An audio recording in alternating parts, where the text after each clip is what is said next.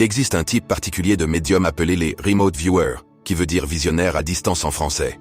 Ils ont vu le jour dans les années 1970 dans un programme gouvernemental américain, à l'origine top secret, mais aujourd'hui déclassifié.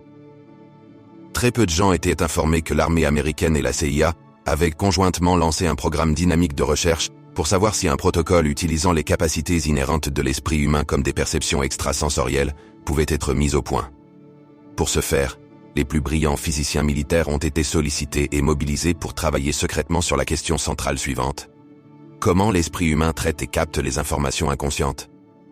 Cet outil psy de médium les plus doués a été à l'époque utilisé comme outil de collecte de renseignements militaires.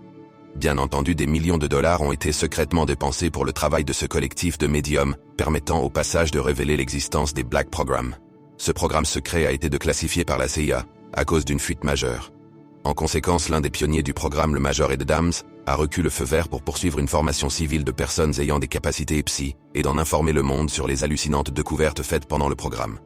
Percevoir des informations à distance, en temps réel comme la localisation d'un sous-marin nucléaire russe dans un lieu précis, est déjà en soi un exploit. Mais percevoir un événement dans un futur lointain l'est encore plus.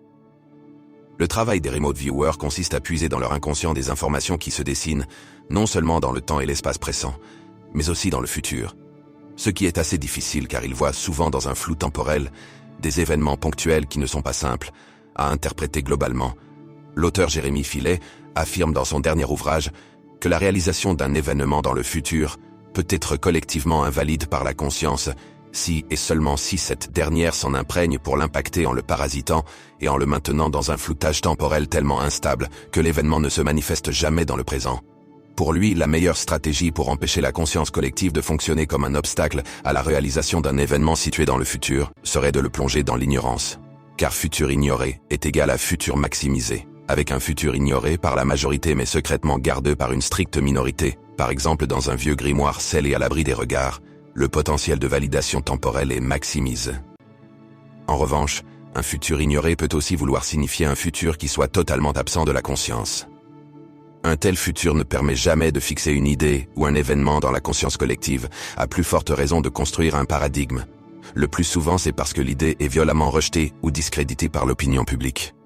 Ce rejet d'idées peut être entretenu stratégiquement par une élite dans le but de maintenir la masse dans la ténébreuse caverne de l'ignorance.